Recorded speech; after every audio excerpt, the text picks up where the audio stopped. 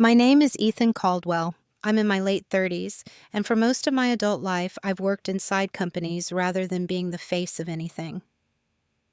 I'm not the loud one in the room. I'm not the person who dominates conversations or turns meetings into performances. I've always been the person people rely on, quietly, consistently, and often without thinking much about it. If you asked my coworkers back then to describe me, they'd probably say I was dependable, calm, low maintenance, someone who just gets things done. What they wouldn't say is that I had influence or ambition or leverage. Not because I lacked those things, but because I never advertised them. I didn't feel the need to. For a long time, I believed that if you showed up every day, did the work well, and stayed loyal, things would balance out on their own. That respect was something you earned slowly, invisibly, like interest compounding in the background. This story is about what happens when that belief meets reality. I want to be clear from the beginning. This isn't a revenge story. There's no dramatic blow-up, no public humiliation, no moment where I stand up and deliver a perfectly crafted speech while everyone goes silent. If that's what you're looking for, this won't give it to you. What this story does offer is honesty. At one point, I saved the company I worked for over $300,000. Not hypothetically, not on paper. Real money. Real risk avoided. I didn't do it to look good. I did it because it was the right thing to do and because I genuinely cared about the place I worked. What I got in return wasn't praise. It wasn't even a quiet appreciation. It was a formal warning. That moment didn't explode my emotions. It didn't make me angry or bitter. What it did was much more dangerous. It changed the way I saw everything. It forced me to recognize a pattern I'd been rationalizing for years, a pattern where loyalty was expected, silence was rewarded with more responsibility, and value was acknowledged only when it was convenient. This story is about that realization and what followed after. Over the next parts, I'll take you through who I was inside that company, how small moments of dismissal became routine, how I convinced myself that staying quiet was maturity, and how a single internal shift changed the way I moved. I'll talk about what I noticed, what I documented, and how I made decisions without raising my voice or breaking my moral code. There's no villain monologue in this story, no cartoon bad guys. Just people operating within a system that quietly teaches you what it values and what it doesn't. I didn't stop being loyal because I became cold. I stopped because I finally understood what my loyalty was costing me. I'm not telling this to tell you what to do. I'm telling it because stories like this are happening everywhere, often to people who don't even realize the turning point has already passed. So before we go any further, let me ask you something gently, without judgment. Have you ever stayed loyal to something long after it stopped being loyal to you, simply because you believed that was who you were? Inside the company, I wasn't invisible, but I was close enough that it didn't matter when I was. I had a desk near the operations floor, not tucked away, not central either. People walked past me constantly.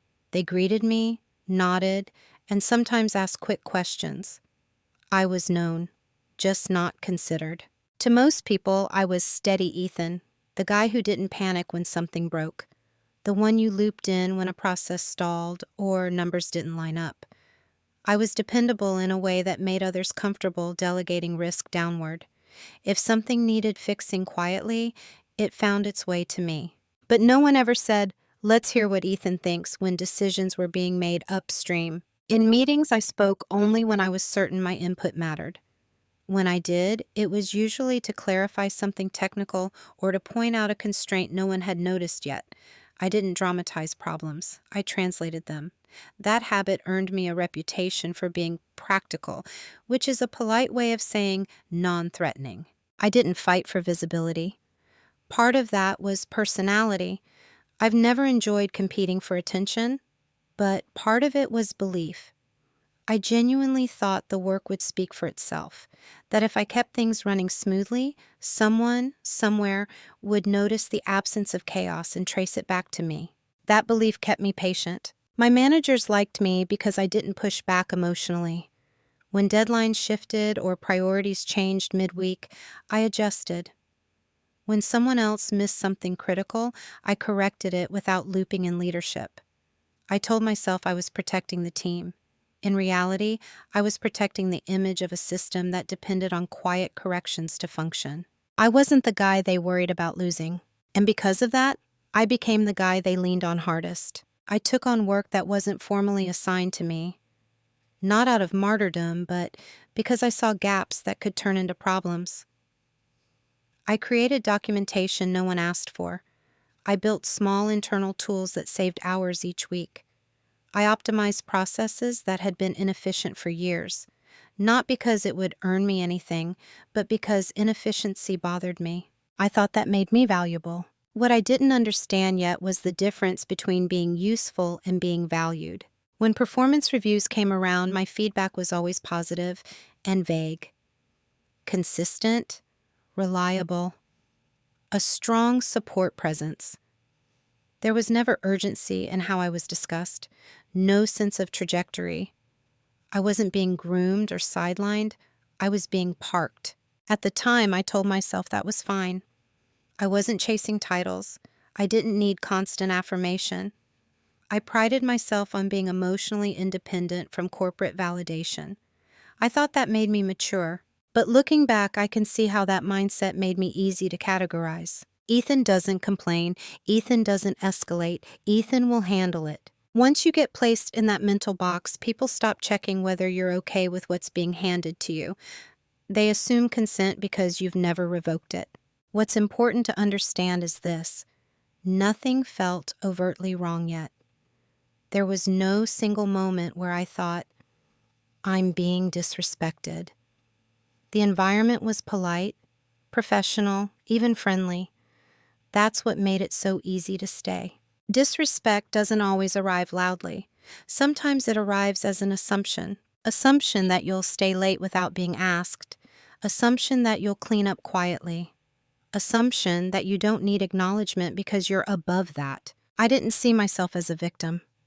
I saw myself as someone playing the long game. I believe loyalty accumulated value, even if it wasn't immediately visible. I believe patience would eventually be recognized as strength. And I believed that staying calm, reasonable, and cooperative was always the right move.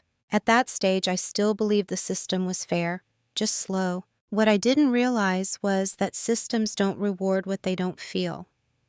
And because my work prevented problems rather than creating spectacles, it never created emotional urgency around me. I wasn't the hero, I wasn't the problem, I was the buffer. And buffers are rarely celebrated. They're only noticed when they're gone. But at the time, I didn't know that yet. I just knew that I was trusted, with work, with responsibility, with fixing things that mattered. And I mistook that trust for respect. The first moment didn't look important. That's why it stayed with me. It happened during a routine review meeting, one of those weekly check-ins where numbers are scanned, issues are flagged, and everyone pretends the timeline hasn't already slipped. I had spent the previous 2 weeks untangling a billing inconsistency that had been quietly bleeding money. Nothing dramatic, just small errors compounding over time. I came prepared. Not with slides, just notes. Clear figures. A short explanation of what caused the issue, how I fixed it, and what we needed to prevent it from happening again. When it was my turn to speak, I kept it brief. I always did. I explained the problem. I explained the fix. I mentioned the estimated savings, just under $50,000 annually if the changes held. There was a pause. Not the kind that signals appreciation, the kind that signals inconvenience. My manager nodded once, glanced at the agenda, and said, "Okay, let's keep moving." That was it. No follow-up questions, no acknowledgement of the impact, no curiosity, just a transition to the next topic, as if I'd reported a printer issue. At the time, I told myself it wasn't personal. Meetings were packed. Everyone was busy. Results mattered more than recognition, right? Still, something in me registered the moment, not emotionally, mentally, like a note filed away without a label. Later that day, someone else referenced the fix casually in a different conversation. Not by name, Just ops clean that up. The wording was neutral, almost kind, but it erased the human element completely. Again, I told myself it didn't matter. I wasn't doing the work to be applauded. I didn't want to become someone who needed constant validation. But here's what I didn't admit at the time. Acknowledgment isn't about ego, it's about orientation. It tells you where you stand. That was the first small cut. Not enough to hurt, just enough to be felt. After that, similar moments began to appear. Not constantly, just often enough to form a pattern if you were paying attention. Ideas I raised would resurface later, reframed, detached from their source. Decisions would be made that contradicted warnings I'd already given, quietly, then corrected later without comment. Each time I responded the same way: calm, professional, understanding. I didn't interrupt to clarify ownership. I didn't push back. I didn't make it awkward. I thought I was choosing maturity. What I was really choosing was invisibility. The company had an unspoken culture around contribution. Loud inputs were memorable. Confident assertions were rewarded. Preventative work, work that stopped problems before they became crises, was quietly absorbed into the system. And because I operated almost entirely in that preventative space, my value was measured by the absence of disaster, which is a difficult thing to celebrate. Still, I stayed. I leaned in harder. I told myself that consistency builds trust, and trust builds opportunity. That's what loyalty sounded like to me back then. I didn't confront anyone about those moments, not because I was afraid, but because I didn't want to misinterpret them. I gave the benefit of the doubt generously. Too generously, as it turned out. What made that first small cut important wasn't the meeting itself. It was the internal response. I noticed that I'd started tracking things differently. Not formally, just mentally. I remembered who spoke up and who was credited. I remembered what was acknowledged and what was assumed. I remembered how easily impact could be separated from the person who created it. I didn't know it yet, but something had shifted. Not outwardly, not behaviorally, internally. The loyalty was still there. The effort didn't change. But a quiet awareness had begun to form. One that would eventually change how I interpreted everything that followed. At the time, though, I still believed this was a one-off. A misunderstanding, a normal corporate oversight. I hadn't yet accepted that small cuts are rarely accidental. They're usually tests. Once you notice a pattern, you have two options. You can confront it, or you can explain it away. I chose the second, and I was very good at it. After that first small cut, nothing dramatic changed. That's what made it easy to normalize. The environment stayed polite. People still smiled. My manager still trusted me with sensitive tasks. On the surface, everything looked stable. But the dismissals became more frequent. Not blatant, subtle, strategic almost. I would raise a concern early about a vendor, a workflow, a compliance risk. It would be acknowledged with a nod and a "let's revisit later." Weeks later, when the issue escalated, leadership would scramble, and someone else would be tasked with fixing it. Often, I'd still be the one doing the actual work, just without context or voice. I told myself that was fine. That execution mattered more than authorship. That belief became my shield. When my workload increased without a corresponding change in role or authority, I called it trust. When expectations expanded without conversation, I called it growth. When others received visibility for outcomes I had shaped, I called it team success. Every rationalization helped me avoid one uncomfortable thought, that my silence was being interpreted not as professionalism, but as permission. I watched others learn a different lesson. They spoke before they were certain. They framed ideas with confidence, even when the details were thin. They repeated themselves. They followed up. They made sure their names stayed attached to outcomes. I didn't resent them. I just assumed their approach wasn't for me. I'm not built like that, I told myself. I don't need to play politics. The work will speak eventually. That word eventually carried me longer than it should have. There were moments when the imbalance became obvious. like when a junior colleague was praised publicly for streamlining operations, using a process map I'd built months earlier. Or when a director questioned why an issue hadn't been flagged sooner, an issue I'd flagged in writing, quietly, and been told not to worry about. Each time I paused before responding, and each time I chose restraint. I worried about being seen as defensive. I worried about disrupting the team dynamic. I worried that asserting myself would make me look petty. What I didn't worry about enough was what repeated restraint was doing to my sense of self. The more I stayed quiet, the more the role solidified. Ethan handles the unglamorous work. Ethan doesn't need acknowledgment. Ethan will adapt. It wasn't malicious. That's important. No one sat in a room plotting to minimize me. The system simply optimized around my behavior. And my behavior said, "You can take from here without resistance." That's how disrespect becomes normalized, not through hostility, but through habit. There was a particular afternoon I remember clearly. I was walking back from a meeting where decisions had been made that directly contradicted data I'd shared earlier that week. No one mentioned it. No one asked me to weigh in. As I sat back down at my desk, I felt a brief flicker of something I hadn't felt before. Not anger, resignation. That scared me more. Because resignation isn't loud. It doesn't demand action.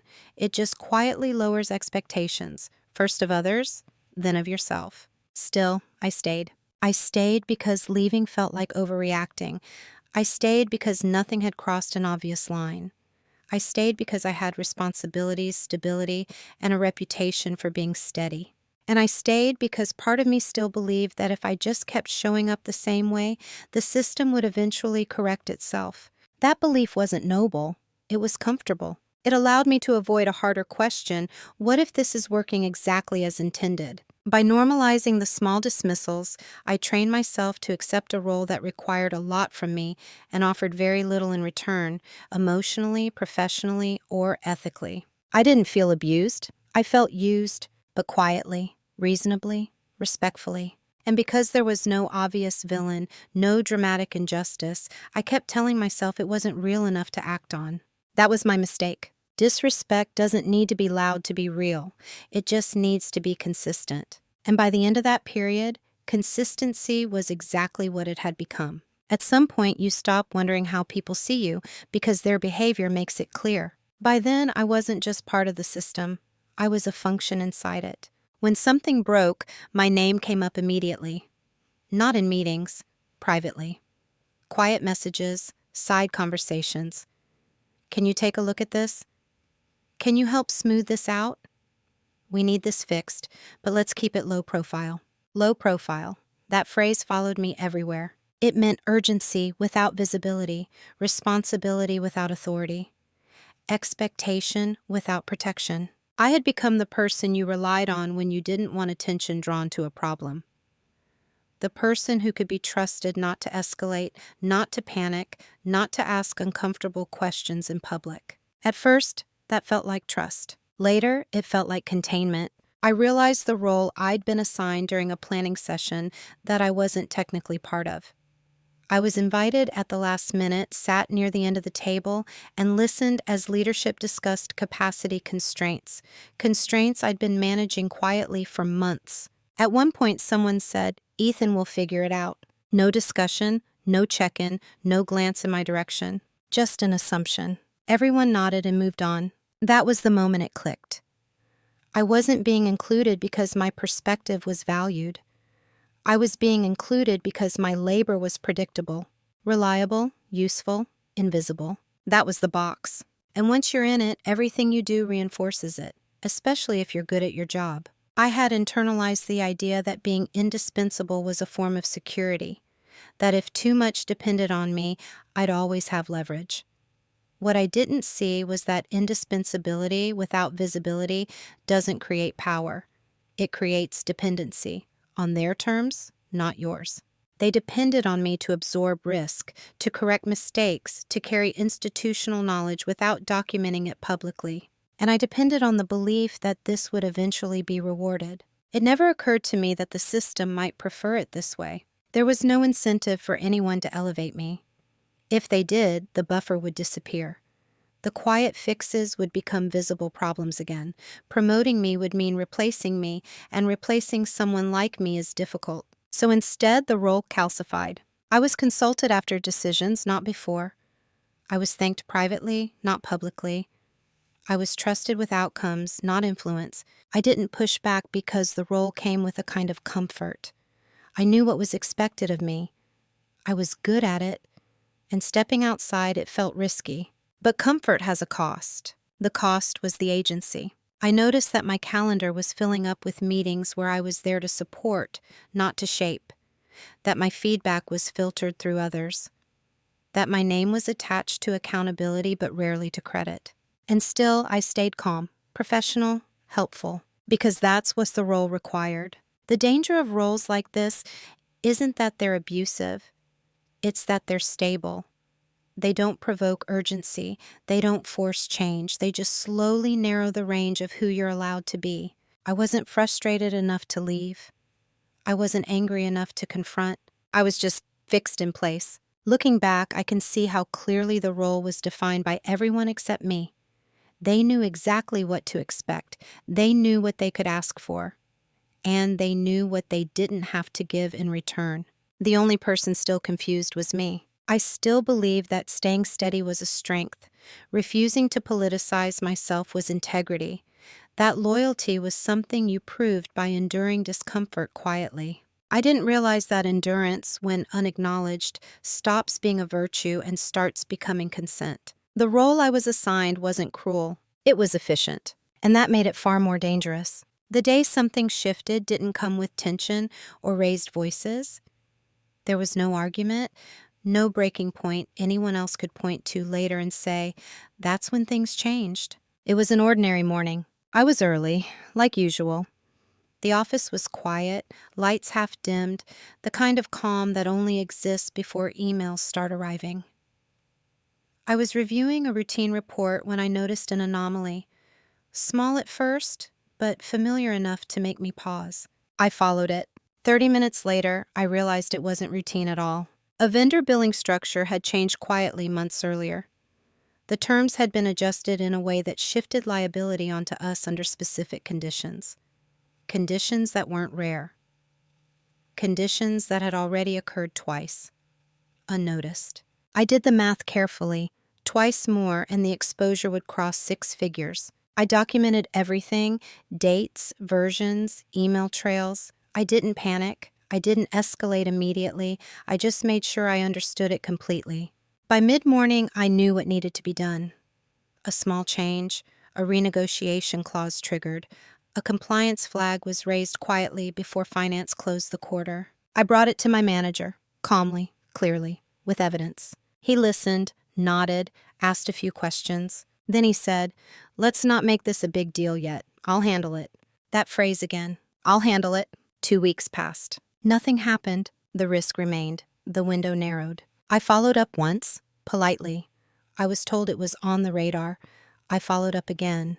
I was told not to worry, so I handled it. I contacted legal. I looped in procurement. I framed it as a clarification request, not a complaint. Within a week, the contract language was amended.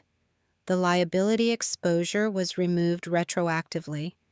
The projected savings, just over $300,000 across the year, were confirmed by finance.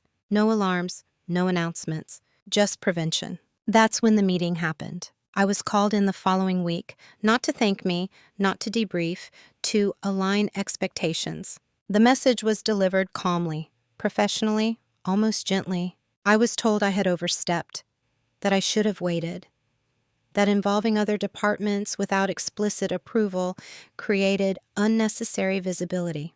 While the outcome was positive, the process was a concern. Then came the word I hadn't expected. Warning. Not formal on paper, but clear enough. A line had been drawn. As I listened, I felt something settle, not in my chest, but in my mind.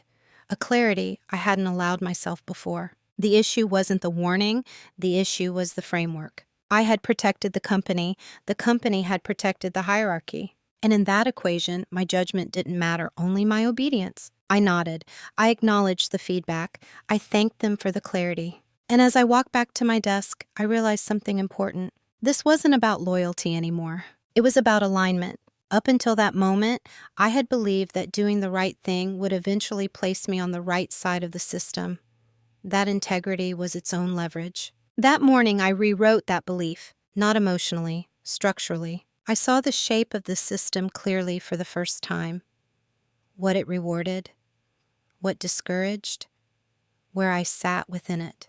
And I understood that if I continued operating the same way, the outcome wouldn't change. The shift wasn't anger, it was acceptance. And acceptance, I would learn, is the beginning of very different decisions. After the warning, nothing changed on the surface. That was the first thing I noticed. No tension, no distance. My manager still greeted me the same way. Meetings ran as usual. My workload didn't decrease. If anything, it increased slightly, as if to test whether the boundary they'd drawn had landed. It had, just not in the way they expected. Before, my silence had been reflexive, automatic, a byproduct of wanting to be easy to work with. After that meeting, silence became deliberate. I stopped offering early warnings in group settings, not out of spite, but because I now understood how early warnings were treated. They weren't seen as insight. They were seen as interruptions. So I waited. When I noticed issues forming, I documented them privately. Dates, dependencies, impact. I didn't escalate. I didn't remember. I didn't insist. From the outside, it looked like nothing had changed. From the inside, everything had. People mistook my quiet for acceptance. They assumed I'd internalized the feedback and adjusted accordingly. In a way, they were right. I had adjusted. I had, just not toward obedience. I stopped filling gaps that weren't assigned to me. If a process broke outside my scope, I let it surface naturally. If a decision ignored data I previously shared, I let the consequences play out at a low, manageable level. Not catastrophically, not maliciously, just honestly. This wasn't sabotage, it was alignment.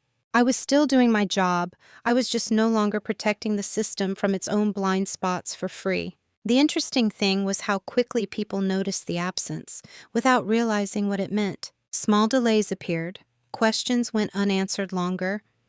Issues that used to be resolved quietly now require meetings. Visibility increased, and with visibility came discomfort. I stayed calm. I responded when asked. I never said, "I warned you." I never referenced past decisions. I simply worked within the boundaries that had been clarified for me. That was the quiet dominance, not pushing, not reacting, just allowing reality to become visible. Internally, I felt something unfamiliar, control, not over others, but over myself. I no longer felt the need to prove my value.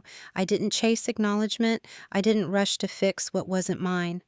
I conserved energy, I observed, and I learned. I learned who panicked when problems surfaced, who deflected, who sought cover, who needed buffers more than they admitted. I also learned how much institutional knowledge I carried and how little of it was documented anywhere else. That realization wasn't empowering in an ego-driven way. It was sobering because it meant that for years, the company hadn't invested in redundancy or transparency. They'd invested in me, quietly and formally without accountability. And now, after the warning, I understood the unspoken expectation. Continue to carry that load, but stay in your lane. I had no intention of breaking rules or causing harm. But I also had no intention of continuing to subsidize dysfunction with my silence. So I chose restraint, strategic restraint. I spoke less in meetings, but when I did, it was precise, measured, difficult to ignore. I asked questions instead of offering fixes. I let others commit to decisions publicly. Silence, when chosen consciously, changes its meaning. Before, it said, "I don't want trouble." Now it said, "I'm paying attention." They mistook the difference. That mistake would matter later. While things appeared stable, I was building something quietly. Not a plan for revenge, not an exit strategy, at least not yet. What I was doing was understanding the full shape of the machine I was inside. I started by mapping processes more thoroughly than I ever had before. Not just how things were supposed to work, but how they actually worked. Where approvals were assumed instead of documented, where decisions were made verbally and never recorded.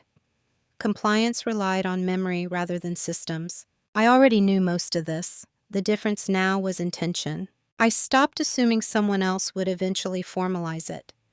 I wrote it down, carefully, objectively, without commentary. I documented the workflows that only functioned because I was there to nudge them back on track. I tracked how often I was looped in after the fact. I noted which issues were recurring and which ones were merely patched. None of this raised alarms because none of it was new behavior on the surface. I'd always been detail-oriented. I'd always taken notes. The black notebook on my desk didn't attract attention any more than it ever had. What changed was how I used it. I also began paying closer attention to contracts, obligations, and dependencies. I wasn't looking for wrongdoing. I was looking for fragility. Points where the company relied on unwritten knowledge or informal trust to remain compliant and efficient. There were more than I expected. In parallel, I cleaned up my own trail. I made sure my contributions were documented in neutral language. I clarified ownership in writing where possible without drawing attention. I saved emails, not obsessively, selectively. This wasn't paranoia, it was preparation. I noticed something else during this period. People had stopped asking me for my opinion in advance. They came to me when things went wrong. That told me everything. I became fluent in the organization's blind spots. I knew which numbers were trusted without verification, which reports were skimmed, which approvals were rubber-stamped. And I knew exactly how much money was being saved or risk avoided by quiet interventions that no one tracked. The most interesting part wasn't the leverage itself. It was how invisible it was to everyone else. Leadership believed stability was the default state.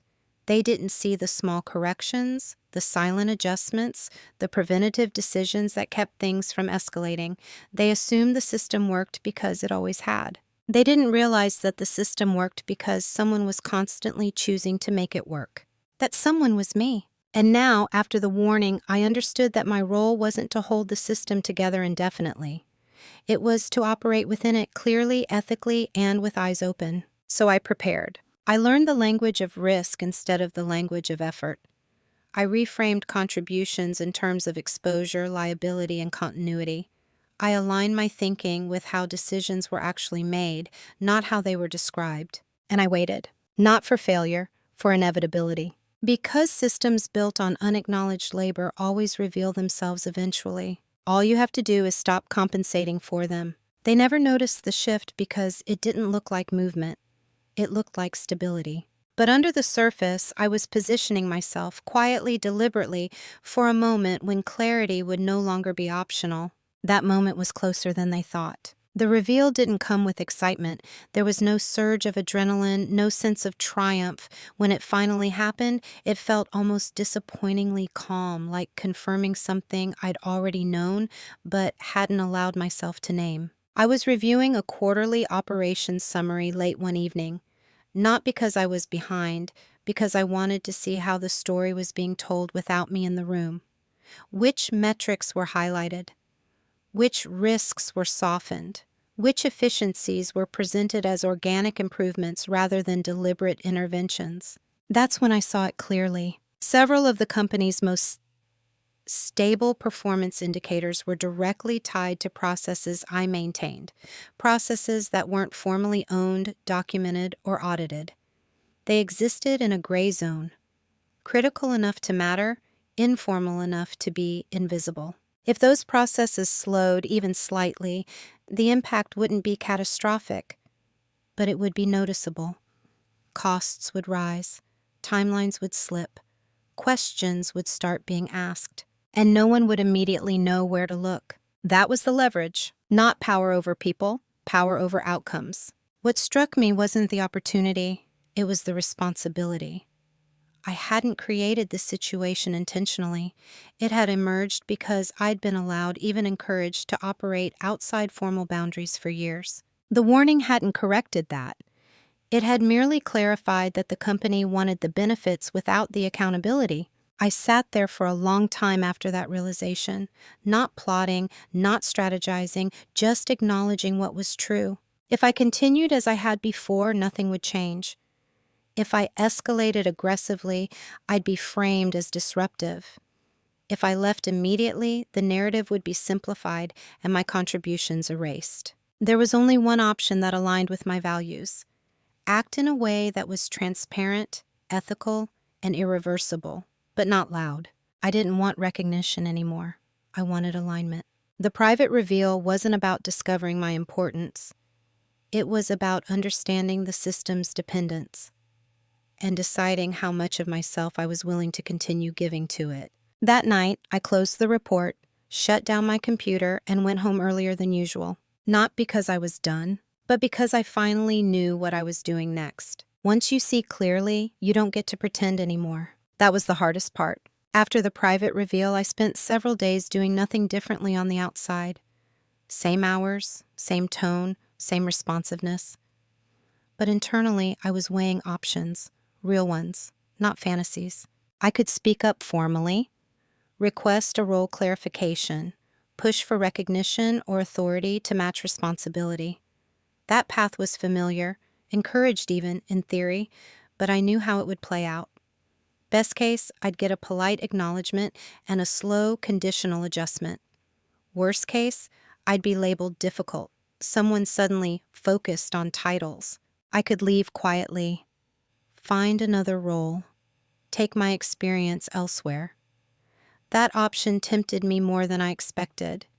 Clean break, no conflict, no explanations. But leaving immediately would preserve the illusion that everything had been fine. The system would frame my departure as normal attrition. My work would be redistributed without context. The lessons would be missed entirely. I could also stay exactly as I was, continue absorbing risk, fixing issues, protecting outcomes. That option required the least disruption, and it costs the most, because it meant accepting that my judgment would never be trusted, only used, that my loyalty would always be transactional, and the terms would never be renegotiated. There was a fourth option. It wasn't dramatic. It didn't involve ultimatums or threats. It simply required me to stop acting as an unofficial safeguard, to move fully into the role I'd been assigned and no further. That option was irreversible. Once I stopped compensating for gaps that weren't mine to own, the system would have to respond. Not emotionally, operationally. I didn't make the decision in a moment of frustration. I made it after reviewing my notes, my documentation, and my own boundaries. I asked myself one question: if nothing changed after the warning, what makes me think anything will change now, unless the cost becomes visible? That question settled it. I chose the option that aligned my actions with the expectations that had been set for me. No more, no less. I wouldn't withhold information. I wouldn't create problems. I wouldn't violate trust. I would simply stop donating extra labor to a system that had explicitly told me not to step outside my lane. That decision felt quiet, almost boring, but I knew it would ripple. Because systems don't react to intentions, they react to consequences. And once I stepped back into formal alignment, those consequences were no longer mine to absorb. After the decision, I didn't change my demeanor. I didn't distance myself emotionally. I didn't start counting days or acting detached. From the outside, I was exactly the same person I'd always been. That was intentional. I continued to meet deadlines. I responded to messages promptly. I attended meetings and contributed when asked. I didn't withhold information or let things fail dramatically. What I stopped doing was absorbing responsibility that wasn't formally mine. If a process lacked ownership, I didn't assume it. If a decision required sign-off, I waited for it. If a risk existed outside my scope, I documented it and moved on.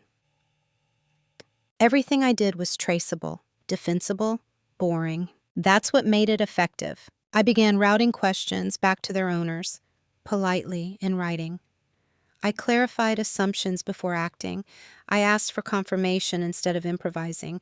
Each step slowed things just enough to reveal how much had previously relied on informal intervention. No one objected, not at first. Why would they? I wasn't breaking rules. I was following them more closely than ever. Behind the scenes, I ensured that all documentation was up to date and accessible. Not hidden, not weaponized, just complete. This wasn't about creating chaos. It was about removing myself as a silent stabilizer. The shift was subtle. A report took longer to finalize because it needed an approval that used to be implied. A vendor issue escalated because no one owned the follow-up. A meeting had to be scheduled because an assumption was challenged. Each instance was minor on its own. Together, they added friction. And friction creates visibility. Still, no one connected it to me. Why would they? I hadn't announced anything. I hadn't complained. I hadn't drawn lines publicly. I was simply operating within the boundaries that had been reinforced after the warning. What surprised me most was how calm I felt. There was no adrenaline, no sense of rebellion, just steadiness. For the first time in a long while, my actions and my values were aligned. I wasn't being disloyal. I wasn't being passive-aggressive. I was being accurate. Accuracy has weight, and as the weeks passed, that weight began to be felt. Not by me, but by the system that had grown accustomed to my quiet corrections. The consequences were beginning. The first signs weren't dramatic, no emergency meetings, no urgent emails with my name on them. Just a subtle shift in tone, confusion where there had once been certainty. Questions started circling without landing. Tasks stalled in ways they hadn't before. People followed up more often, not with urgency, but with uncertainty. Do we have confirmation on this? Who's owning that piece? Did this get approved? These were questions I'd quietly answered for years without being asked. Now they hung in the air. At first, leadership assumed it was temporary. A busy quarter, a rough patch. Someone joked about growing pains. I listened, I took notes, I responded when asked. I didn't step in early. That was the difference. Finance flagged a variance that used to resolve itself before reports were finalized. Operations escalated a vendor issue that had been handled in the past. Legal asked why a certain review cycle had been missed, something I'd previously caught and corrected upstream. None of these issues was catastrophic, but each one consumed time, attention, and emotional energy. And none of them pointed clearly to a cause. People began looking at each other. Meetings multiplied. Email threads grew longer. Decisions slowed. Still, no one blamed me. Why would they? I was present, responsive, calm. From their perspective, I was doing my job.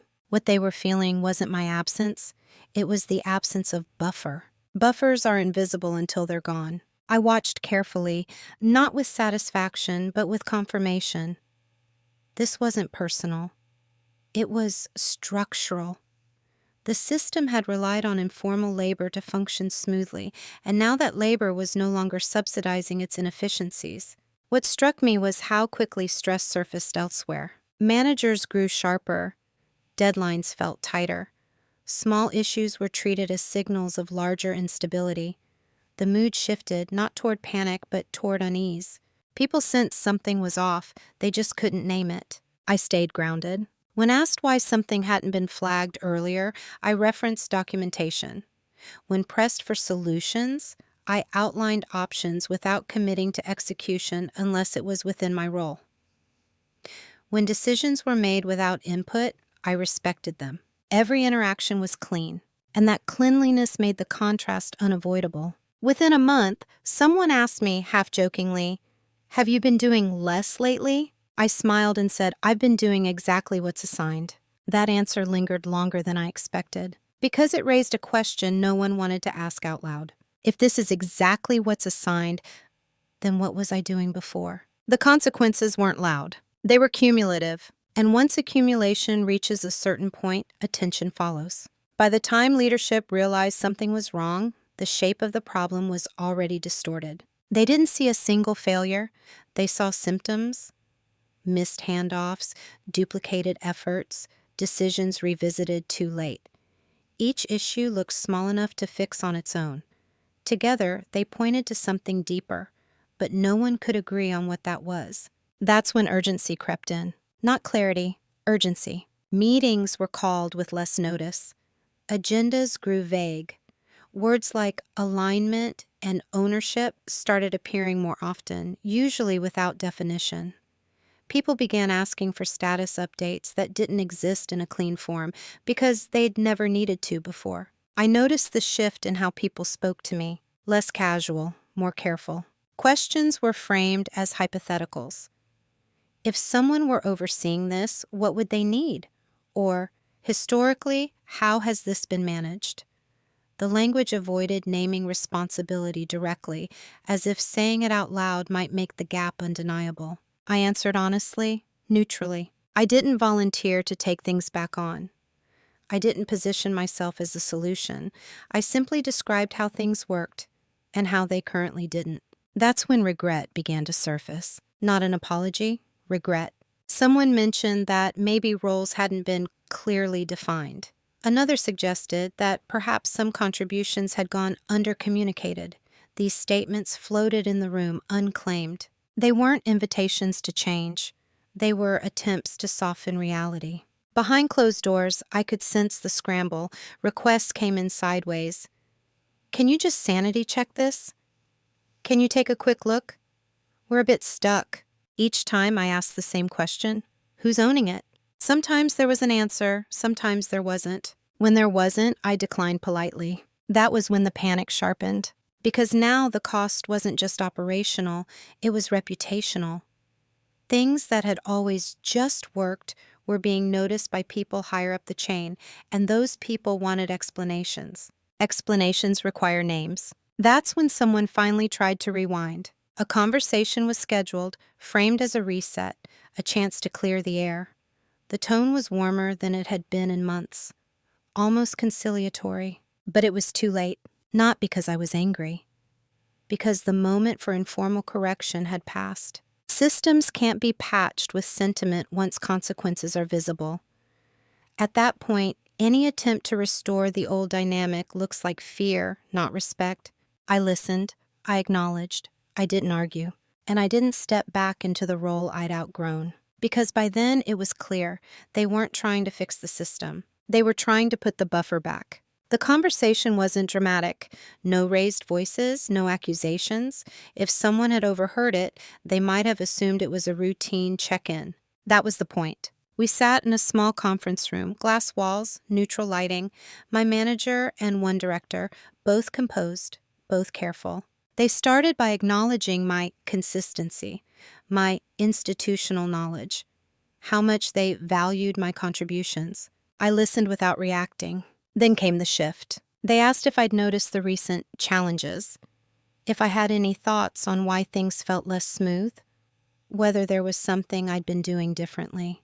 The question was framed gently, but it was a test. I answered honestly. I said that after the warning, I'd taken the feedback seriously, that I'd adjusted my behavior to operate strictly within my defined responsibilities, that I'd stopped making assumptions about ownership or authority. I didn't blame anyone. I didn't reference the savings. I didn't list what I used to do. I simply described alignment. The room went quiet, not awkwardly, but heavily. The director asked if I felt restricted. I said no. I said I felt clear. That word changed the temperature. They asked what I would need to feel empowered again. I paused before answering, not for effect, but because the answer mattered. I said I didn't want to go back to informal expectations. If my role involved safeguarding critical processes, it needed to be defined, resourced, and recognized accordingly. Publicly, structurally. Otherwise, I was comfortable continuing as I was. No ultimatum, no threat, just a boundary. They exchanged a glance. I didn't feel the silence. That was the confrontation. Not heat, not emotion, just contrast. They saw, in that moment, that the person they'd quietly relied on was no longer available in the same way. Not because he was leaving, but because he had stopped compensating. They thanked me for my candor, said they'd take it back and discuss. I nodded. I meant it. And as I left the room, I felt something I hadn't felt in years. Not victory, relief. I didn't walk out of that meeting feeling triumphant. There was no sense that I'd won anything. What I felt instead was grounded, like I'd finally stopped standing on shifting ground. In the weeks that followed, some things changed. Others didn't. Leadership took longer to respond than I expected. Not out of indifference, but because restructuring reality takes more effort than ignoring it. Roles were reviewed, ownership was discussed, certain responsibilities were redistributed, not perfectly, but deliberately. I remained where I was. That surprised some people. They expected me to leverage the moment into a promotion, or to quietly exit if I didn't get one. But that wasn't the point. The point had never been advancement. It was integrity. I continued doing my work, now clearly defined. I no longer carried invisible weight. I no longer filled gaps that no one acknowledged. When something wasn't mine, it wasn't mine. And for the first time in a long while, that felt light. I noticed a change in how people interacted with me. Not more admiration, more precision. They asked clearer questions. They documented decisions. They followed up properly. Respect didn't arrive as praise. It arrived as a structure. I also noticed a change in myself. I didn't need to prove reliability anymore. I didn't need to anticipate needs that weren't expressed. I stopped measuring my worth by how much friction I could absorb. Loyalty, I learned, isn't about endurance. It's about consent. And I had withdrawn mine from anything that required me to disappear. I'm still calm, still measured, still quiet. But I'm no longer invisible. Because invisibility isn't humility, it's erasure. Who I am now isn't someone who withholds or retaliates. I don't operate from resentment. I operate from alignment. I give what's asked, I own what's defined, and I protect my boundaries without apology. The company didn't become perfect, neither did I, but the relationship became honest. And that, I've learned, is the only foundation worth standing on. Looking back, the most important moment in this story wasn't the warning. It wasn't the savings, and it wasn't the conversation in the glass-walled room. It was the moment I realized that loyalty, when unexamined, can quietly turn into self-erasure. For a long time, I believed loyalty meant staying, absorbing discomfort, protecting the system even when the system didn't protect you back. I told myself that was maturity. That was professionalism. That was a strength. But loyalty without boundaries isn't a virtue. It's silence mistaken for consent. The company didn't set out to punish loyalty. They simply optimized around it. Systems do that.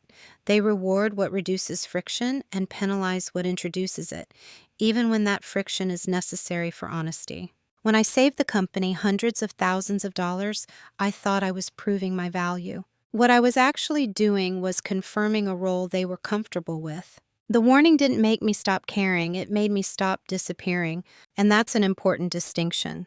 I didn't become colder. I didn't become manipulative. I didn't burn bridges or humiliate anyone. I didn't even demand justice. I demanded alignment. I learned that silence is powerful, but only when it's chosen. That being dependable doesn't require being invisible. And that respect rarely arrives through endurance alone. Sometimes the most self-respecting thing you can do is stop giving more than you're asked, especially when what you're asked to give keeps expanding without acknowledgement. If this story resonates, it might not be because of the numbers or the outcome. It might be because you felt that quiet imbalance, the one that doesn't explode, but slowly drains something essential. So here's the question I want to leave you with, and I'd genuinely like to hear your answer in the comments. Have you ever stayed loyal to a role, a job, or a relationship, not because it was fair, but because leaving felt like betraying who you thought you were? Sometimes growth doesn't look like leaving. Sometimes it looks like finally standing where you already are and refusing to disappear.